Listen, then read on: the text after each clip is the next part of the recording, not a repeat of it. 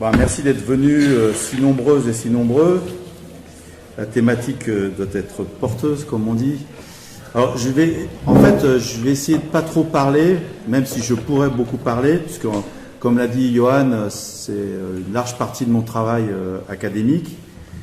Le rapport entre la géographie et l'écologie et le rapport entre ces deux sciences et l'anarchisme. Mais comme je pense que c'est préférable de laisser de la place aux questions et aux débats, je vais réduire mon propos, quitte à développer évidemment sur tel ou tel point. Alors, mon approche déjà, c'est une approche de penser sur le plan théorique, mais aussi sur le plan historique. Et je pense que c'est quelque chose d'extrêmement important, parce que nous venons tous de quelque part et d'un moment, on hérite d'une histoire, avec nous ou malgré nous.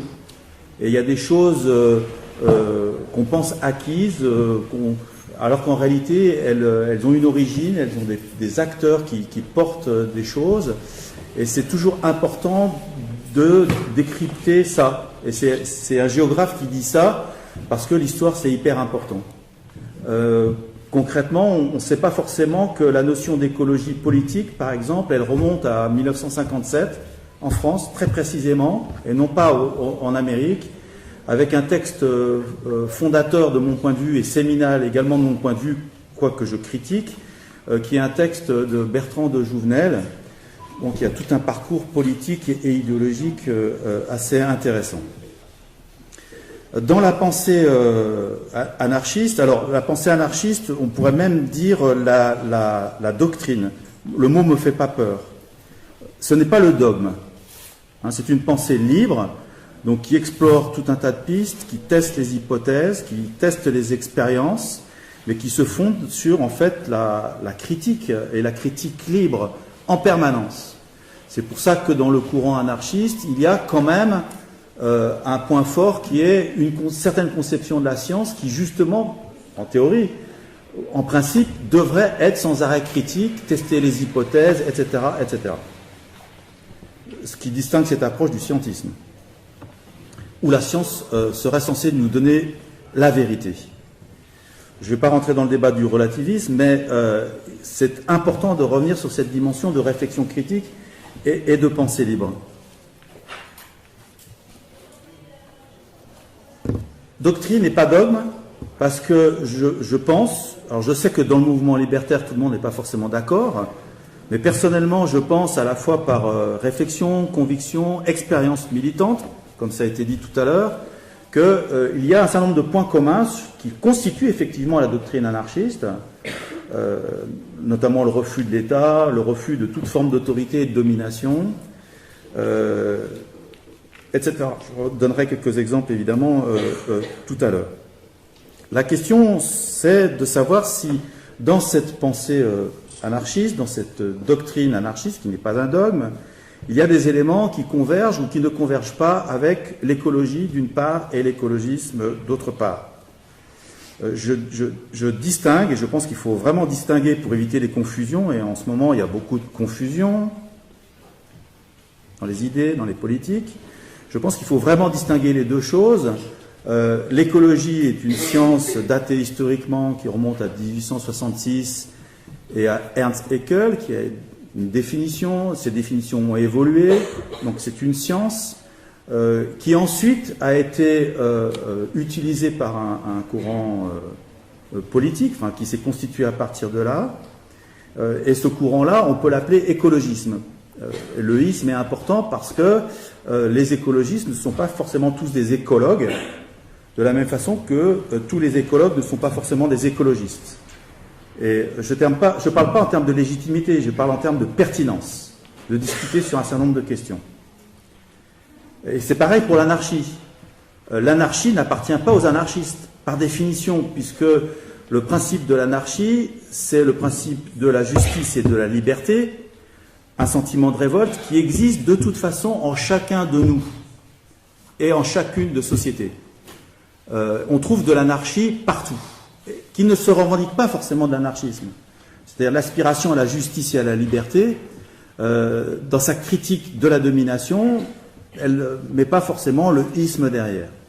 Cependant, il y a le isme, en tous les cas que moi je pense qu'il est important de défendre, par cohérence, par pertinence, par projet politique, ce isme qui remonte, grosso modo, bon, certains connaissent l'histoire, à la Première Internationale, à Bakounine, etc., après avec les géographes anarchistes que Johan a cités tout à l'heure, où l'idée est qu'il faut, en quelque sorte, organiser les idées de la doctrine, sur un certain nombre de principes, à la fois théoriques et pratiques.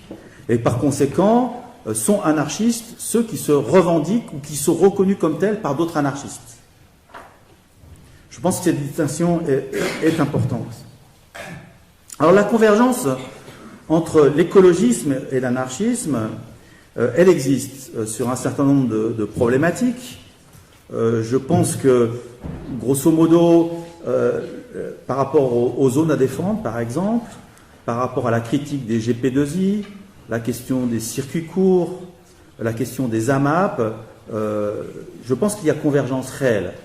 Et quelque part, même le système des AMAP n'est jamais qu'une reproduction anarchique, c'est-à-dire pas pensée en tant qu'anarchiste, de ce que Proudhon évoquait en tant que mutualisme, c'est-à-dire échange mutuel sur la base du contrat de biens. Donc ça veut dire que la société, quelque part, est anarchique dans sa volonté de fonctionnement.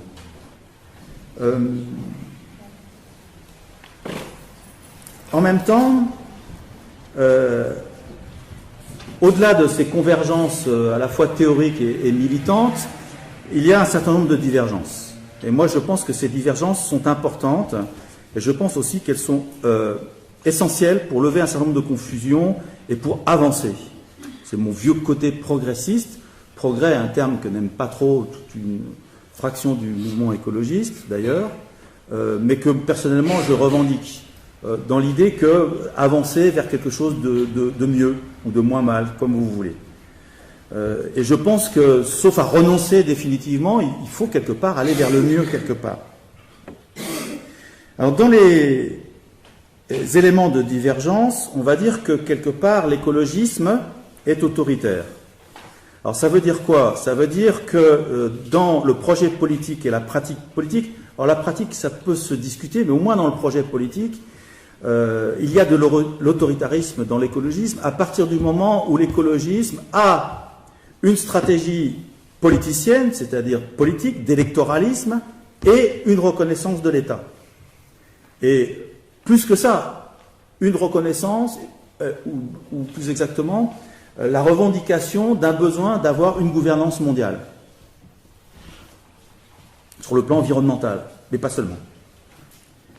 Je rappelle au passage que, quand j'étais jeune militant, c'était ni Pershing ni SS-20, avec mes camarades écologistes de l'époque, dans les Amis de la Terre par exemple, et que le mouvement écologiste s'est constitué en Allemagne et en France, peut-être en France dans une moindre mesure, sur le pacifisme aussi. Il y avait la question environnementale, mais il y avait aussi la question du pacifisme. On va dire que depuis notre ami Joschka Fischer, qui en 1999 a reconnu la légitimité de l'intervention de l'OTAN pour mener des attaques sur Belgrade au moment du conflit en ex-Yougoslavie, on peut dire que ce pacifisme-là, il est mort. Il est mort en tant que projet politique clairement montré, institué. Ce qui ne veut pas dire que parmi les militants écologistes, à la base, il n'y ait pas des pacifistes, évidemment. Mais concrètement, il est mort. Il est même doublement mort, parce qu'on nous parle de terrorisme, on nous parle de violence. Est-ce que vous condamnez la violence des Gilets jaunes? Mais est-ce qu'on condamne l'intervention de l'armée française au Mali? Qui? Et le Mali, c'est-à-dire à côté de la Centrafrique, c'est les mines d'uranium. C'est Areva.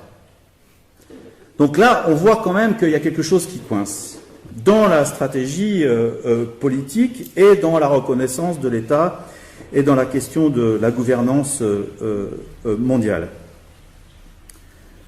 L'autre élément qui me paraît tout aussi important, et c'est celui qui connecte le plus avec ma démarche scientifique, j'allais dire, c'est la confusion entre science et politique.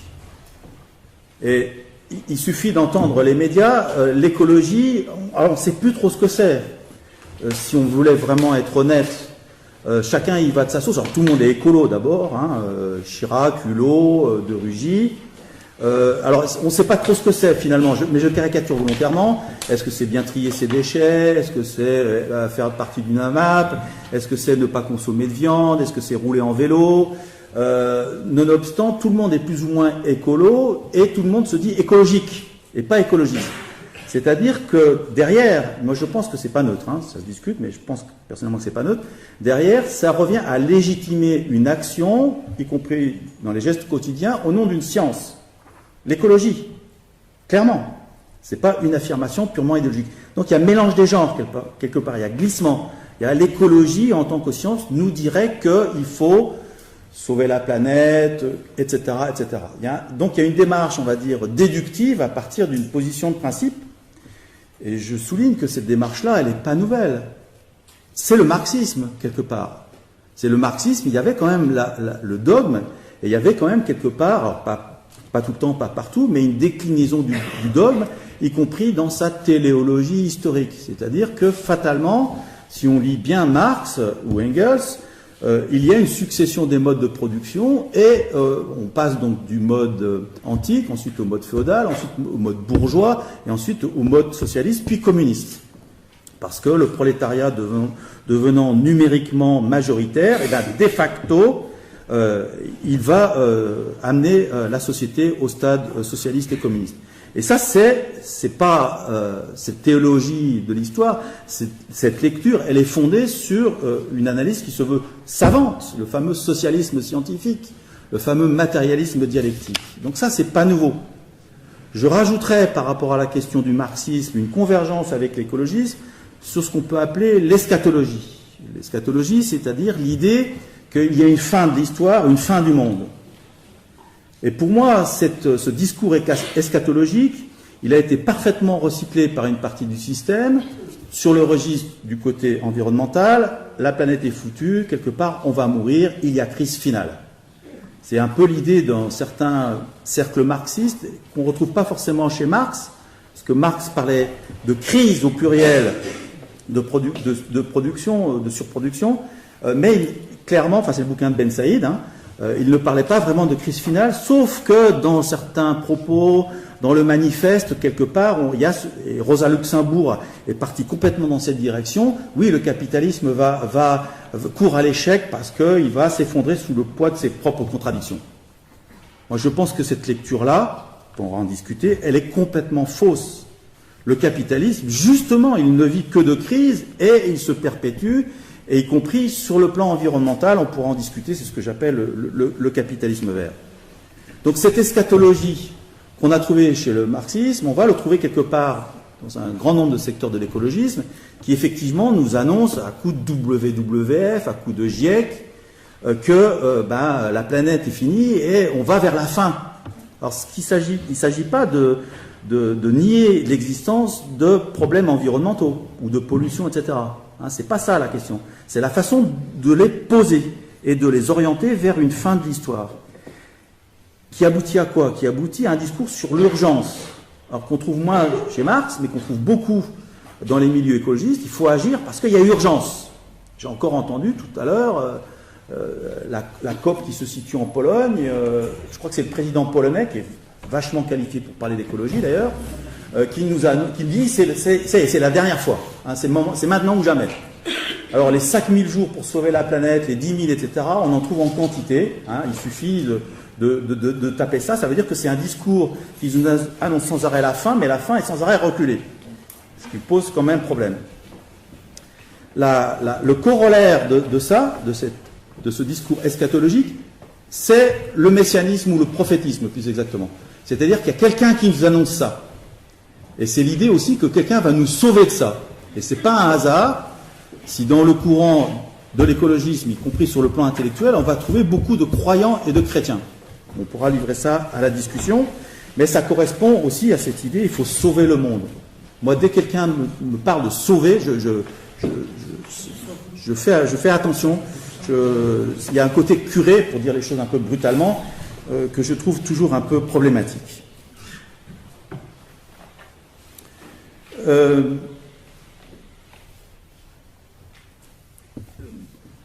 dernier point, sur ce risque de confusion entre science et politique, c'est que, assez paradoxalement, on est dans une forme d'ambivalence entre une critique assez forte de la technique, de la technologie si vous voulez, de la technique, donc une remise en cause de la science, d'une part, notamment dans les courants écologistes, voire dans certains courants libertaires, mais aussi d'autre part, une confiance quasi stupéfiante envers ceux qui nous donnent la feuille de route, les savants, hein, la gouvernance scientifique mondiale. Or, dès qu'on s'intéresse un petit peu aux organismes de la gouvernance mondiale, le Club de Rome par exemple, ou le GIEC, on trouve quand même des parcours assez intrigants. Hein, très clairement, le GIEC, son premier président était pro-nucléaire. Bon, c'est pas un hasard, puisque le nucléaire émet peu de gaz à effet de serre. Donc, il y a aussi une mécanique qu'il faut déconstruire, analyser. Le Club de Rome, parmi les fondateurs, ce sont des hauts dirigeants, des hauts diplomates, des hommes d'affaires. Les premières réunions du Club de Rome ont été financées par la fondation Agnelli, hein, donc la Fiat, constructeur automobile, un grand anarchiste, comme on sait. Les réunions suivantes ont été financées par la fondation Volkswagen, etc. Donc mon analyse, mais ça se discute, c'est qu'il y a une stratégie, et je termine là-dessus, il y a une stratégie claire du capitalisme de porter la question des ressources au premier plan dans une rivalité impérialiste ou concurrentielle. C'est-à-dire que les États et les économies sont toujours en concurrence. Et là, tout est bon. Et cette concurrence, elle va à la fois opposer les puissances, mais aussi les secteurs à l'intérieur des puissances. C'est-à-dire que oui, on va dire Trump, il est tout sur le climat, il revient en arrière, il nie les accords de Paris, etc. Il défend les intérêts pétroliers. Sauf que de l'autre côté, on va trouver des intérêts qui vont défendre le nucléaire américain. Et pareil, on va trouver peut-être la même dichotomie en France, quoique c'est plutôt le nucléaire. En Chine, ça va être le charbon et le nucléaire. Donc il va y avoir des rivalités entre pays, à l'intérieur des mêmes pays, entre entreprises, etc. Et c'est là-dessus que, à mon avis, le capitalisme cherche à se renouveler.